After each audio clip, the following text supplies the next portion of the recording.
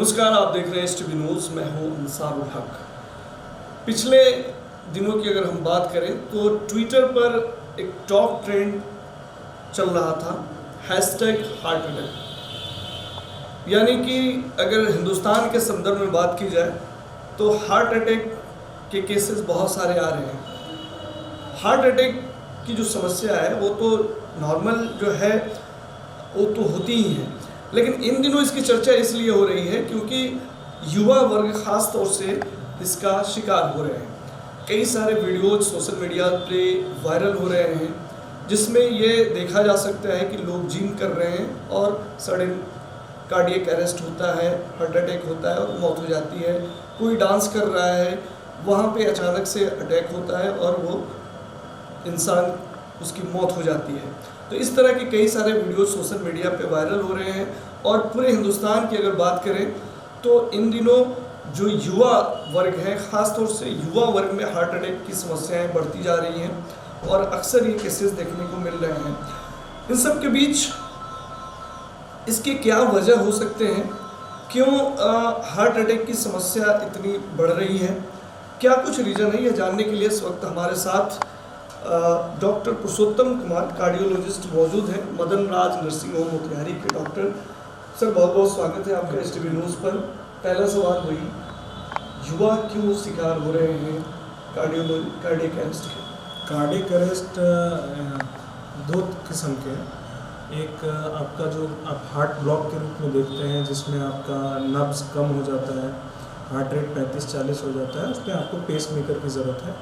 और दूसरा अगर लोगों को समझने के लिए है तो मायोकार्डियल इंफार्क्शन, जिसमें आपका नस ब्लॉक हो जाता है और आपको स्टेंटिंग की ज़रूरत होती है।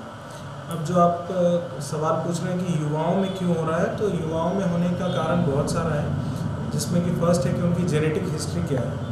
अगर माँ बाप की अचानक मृत्यु हो गई 60 वर्ष के पहले, फैमिली हिस्ट्री चल रही है कि किसी की कार्डियक अरेस्ट हुई है, लाइफस्टाइल कैसा है, स्मोकिंग, ड्रिंकिंग, एक्सरसाइज अगर अच्छे से नहीं, ओबेसिटी, मोटापा बहुत है, तो ये सब कार्डियक रिस्क मार्कर्स हो जाते हैं, आपके रिस्क फैक्टर्स हो जाते हैं एक्चुअली। एंड अगर कोई हाइपरटेंसिव है, डायबिटिक है, अभी आपने मेंशन किया कि कुछ लोग जिम में एक्सरसाइज कर रहे हैं और उनका वीडियो आता है कि बेहोश होकर गिर गए, तो बहुत सारे फैक्टर हैं। मान लो कि आप हार्ट का अगर आपने चेकअप नहीं कराया है, आपको अगर बचपन से कोई सिंड्रोम जैसे long QT syndrome, short QT syndrome, जो कि अक्सर हम लोग ईसीजी में देखते हैं, या हार्ट के इको में अगर आपकी हार्ट की मोटाई ज़्यादा है, हाइपरट्रॉफिक कार्डियोमायोपैथी, तो ये सब कंडीशंस की वजह से एक्सरसाइज करने के टाइम पे आपको हो सकता है कि चक्कर आ जाए, बेहोशी हो जाए या इवन कार्डियक अरेस्ट भी हो जाए। ठीक है,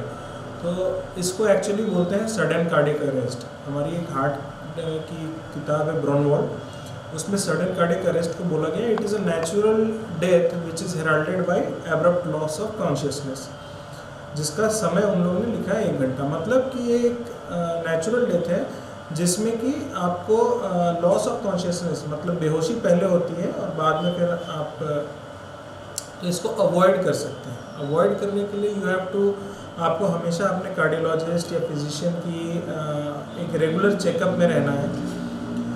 अगर आपको कोई चेस्ट पेन या एपिगैस्ट्रिक पेन, माने गैस का दर्द अगर हो रहा है, तो उसको नज़रअंदाज मत कीजिए। एक बार आप अगर डॉक्टर के पास जाते हैं तो आपको दिखाने में कोई हर्ज नहीं वो कंसर्न ये है सर कि युवा क्यों शिकार हो रहे हैं आजकल, और इन दिनों ही ऐसे केसेस क्यों ज़्यादातर देखने को मिल रहे हैं? इन दिनों नहीं, ये चीज़ बहुत पहले से है। इन दिनों ये इसलिए हो रहा है क्योंकि social media has become the top front in the country. आजकल लोग न्यूज़ कम देखते हैं, आपका सोशल मीडिया ज़्यादा देखते हैं, और सोशल मीडिया पे सारे वीडियोस चल रहे हैं कि लखनऊ में कोई डांस कर रहा है, डांस करते हुए बेहोश होकर गिर गए, जिम में कोई चले गए, एक्टर्स जो टीवी एक्टर्स हैं, या सिद्धार्थ शुक्ला का आप नाम सुने, राजू श्रीवास्तव जी का नाम सुने, तो सबके साथ ऐसा पहले से हो रहा है। पहले आप सुनते होंगे फुटबॉल खेलते हुए कोई आदमी बेहोश होकर गिर गया, फुटबॉल खेलते हुए कोई आदमी की डेथ हो गई, ज़्यादा ज़ोर से कोई दौड़ रहा था, वहाँ पे चलते हुए बेहोश हो गए। ये चीज़ पहले से है। हालांकि इन्वायरमेंटल चेंज, पॉल्यूशन में चेंजेस, आपका लाइफस्टाइल चेंजेस, युवा अब ज़्यादा स्ट्रेन कर रहे हैं, स्लीप पैटर्न ठीक नहीं है, काम करने में ज़्यादा लगे हुए हैं, स्लीप पैटर्न ठीक नहीं है, स्मोकिंग है ज़्यादा, तो अगर कोई स्मोक नहीं कर रहा है तो आपके पॉल्यूटेंट्स इतने सारे हैं, हमारा एक चैप्टर है कार्डियोलॉजी में जिसमें पॉल्यूशन के बारे में PM2, आपका SO2, ये सब जो गैसेस हैं आपके इन्वायरमेंट में, इन सब से ब्लॉकेजेस, एट्रियल फिब्रिलेशन, बहुत तरह की आपको हार्ट के नब्स की प्रॉब्लम्स, ये सब हैं।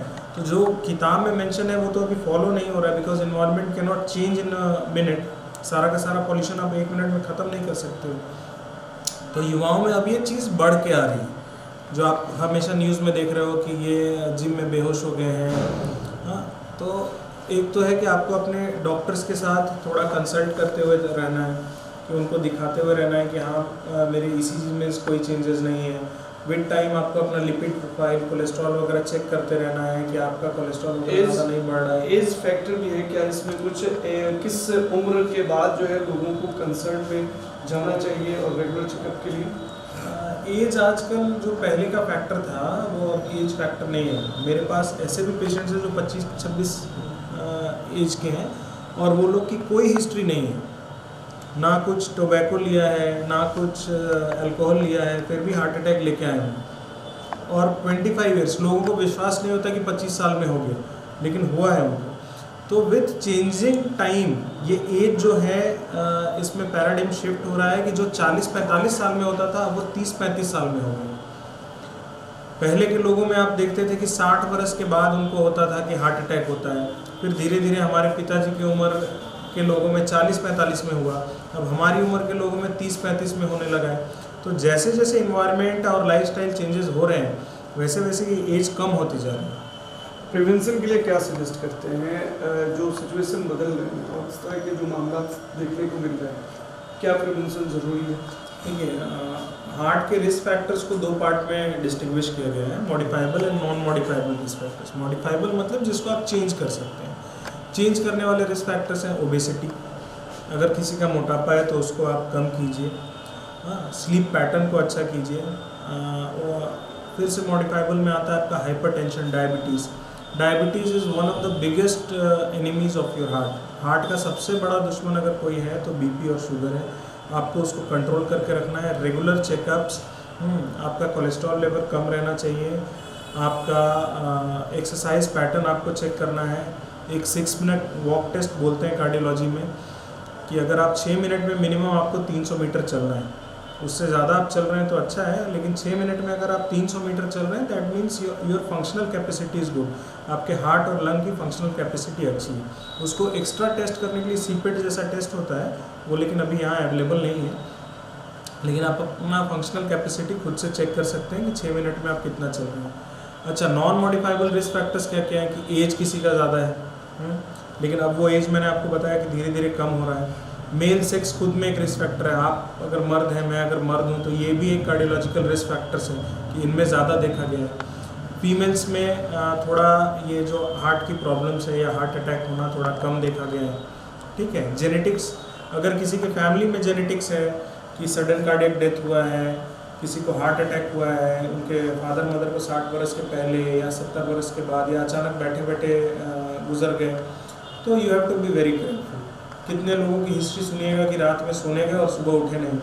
तो गेट योर ECG चेक कि अगर ब्रुगाडा पैटर्न उसको बोलते हैं कि ब्रुगाडा सिंड्रोम तो नहीं है आपको। हाइपरट्रॉफिक कार्डियोमायोपैथी, अगर किसी के घर में सडन कार्डियक डेथ हुई है वो भी चेक कराइए। अगर किसी को बार बार बेहोशी या चक्कर आ रहा है तो सिर्फ ये मत सोचिए कि नहीं ये सर्वाइकल का प्रॉब्लम है। बहुत सारे पेशेंट आते हैं लेकिन बाद में हार्ट ब्लॉक निकलने का रहता है। तो टाइमली अगर डायग्नोस आप करा रहे हैं अपने फिजिशियन और एक कार्डियोलॉजिस्ट से, then you can have a healthy life. ऐसा कोई बीमारी नहीं है जिसका ट्रीटमेंट नहीं हो सकता, but it needs to be diagnose at the right time. तो डॉक्टर पुरुषोत्तम जी की नज़रों में चूँकि इन दिनों इस तरह के केसेस ज़्यादा इसलिए मिल रहे हैं क्योंकि इन दिनों सोशल मीडिया का ज़माना है। ये केसेस पहले भी इस तरह से होते रहे हैं, तो इसलिए बहुत ज़्यादा चिंता करने की, घबराने की ज़रूरत नहीं है, लेकिन अपने स्वास्थ्य के प्रति, अपने हृदय के प्रति सचेत रहने की ज़रूरत है। एक डॉक्टर साहब, एक आखिरी सवाल हम आपसे ये जानना चाहेंगे। आप मदन राज नर्सिंग होम मोतिहारी में प्रैक्टिस करते हैं, यहाँ पे आप आते हैं, मुजफ्फरपुर और सीतामढ़ी में भी आप मरीजों को देखते हैं। चंपारण मटन के लिए जो है और मीट के लिए फेमस है पूरे दुनिया में। आज की तारीख में हर जगह चंपारण मीट हाउस दिखता है। इवन कि दुबई में भी चंपारण मीट हाउस की चर्चा होती है। चंपारण में जब आते हैं तो यहाँ जो मरीज़ आप देखते हैं थोड़ा सा डिफरेंस मानते हैं क्या? यहाँ जो मटन का सेवन है, हर चौक चौराहों पे जो दुकानें खुली हुई हैं मटन की, उसका भी असर है क्या? नॉनवेज भी एक रीज़न है ज़्यादा लेना हार्ट अटैक का? देखिए, एक हमारी जो हम लोग डीएन या डीएनबी में एक बुक पढ़ते हैं ब्राउनवॉल्ड, उसमें कार्डियोलॉजी में डाइट को 2 पार्ट में डिवाइड किया हुआ है, vegetarian diet and non vegetarian diet. Vegetarian diet में आपका रेड मीट नहीं है, तो आप किसी भी रेड मीट को पकड़ लीजिए, बीफ को पकड़ लीजिए, मटन को पकड़ लीजिए, अगर वो आप कंज्यूम करते हैं तो आपको कोलेस्ट्रॉल का डिपोजिशन ज़्यादा होगा। ठीक है, अगर पोल्ट्री आइटम्स आप खाते हैं, चिकन, हाँ बॉयलर चिकन प्रेफरेबली, और एग्स वगैरह, ग्रीन वेजिटेबल्स लेते हैं, तो इसमें कोलेस्ट्रॉल डिपोजिशन, एथेरोस्क्लेरोसिस जो आपके हार्ट में होता है, मतलब कोलेस्ट्रॉल डिपॉजिट करके जो ब्लॉकेज बनती है वो थोड़ा कम होता है। अब चंपारण मटन ही सिर्फ इसका कारण है ऐसा कुछ ज़रूरत नहीं है, इट इज़ एवरीवेयर। आप मटन कहीं भी ज़्यादा खाइएगा तो इट इज़ हार्मफुल, सिर्फ चंपारण मटन से कुछ नहीं है। हाँ, it is a very good delicacy of our north, मैंने बिहार का सबसे अच्छा एक फ्लेवर है जो वर्ल्ड वाइड फेमस है। Consume it in right quantity, अच्छा रहेगा।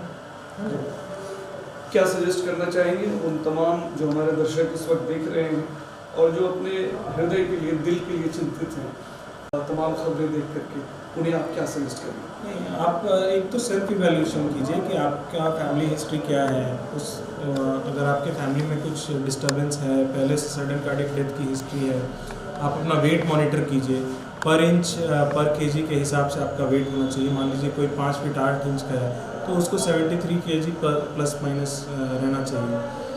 आपका वेट, आपका स्लीप साइकिल कैसा है, आप बहुत ज़्यादा स्ट्रेन तो नहीं कर रहे, रात में खराटे कैसे हैं आपके, जिसको ऑब्स्ट्रक्टिव स्लीप एपनिया कहते हैं, वैसा तो नहीं हो रहा है आपके साथ। आप ये भी देखिए कि आपका खाना कैसा है, ज़्यादा तेल, मादक पदार्थ आप ज़्यादा अगर ले रहे हैं, कुछ तंबाकू का सेवन कर रहे हैं, कुछ अल्कोहल ले रहे हैं, उस पर आप कितना रिफ्रेन कर रहे हैं, कितना वो आपके लिए हार्मफुल हो रहा है, कितना फ्रीक्वेंसी में ले रहे हैं, तो दैट इज़ वेरी इंपॉर्टेंट। अगर आपको कभी गैस्ट्राइटिस, सीने में दर्द, तो आप अपने लोकल फिजिशियन को ज़रूर दिखाइए। कोई चक्कर आना, बेहोशी का, इसको नज़रअंदाज मत कीजिए। टाइमली अगर आप डायग्नोस करेंगे, टाइमली अगर आप किसी के पास जाएंगे तो it does not become emergency. Emergency क्या है कि जिस टाइम पे आप जा रहे हैं वो एक क्रिटिकल सिचुएशन हो जाता है, डॉक्टर के लिए भी आपके लिए भी। तो टाइमली दिखाइए, टाइमली उसका अगर डायग्नोसिस होता है तो टाइमली अच्छा इलाज होगा। इमरजेंसी में क्रिटिकल सिचुएशन बन जाती है।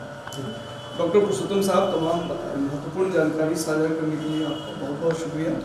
तो डॉक्टर पुरुषोत्तम कुमार जी जो कार्डियोलॉजिस्ट हैं जिनसे हम बात कर रहे थे कि आज जो कार्डियक अरेस्ट के केसेस ज़्यादा आ रहे हैं उसकी क्या वजह है और प्रिवेंशन के लिए क्या कुछ करने की ज़रूरत है। तो अभी के लिए इतना ही। तमाम खबरों और डिबेट्स के लिए जुड़े रहिए STV न्यूज़ के साथ।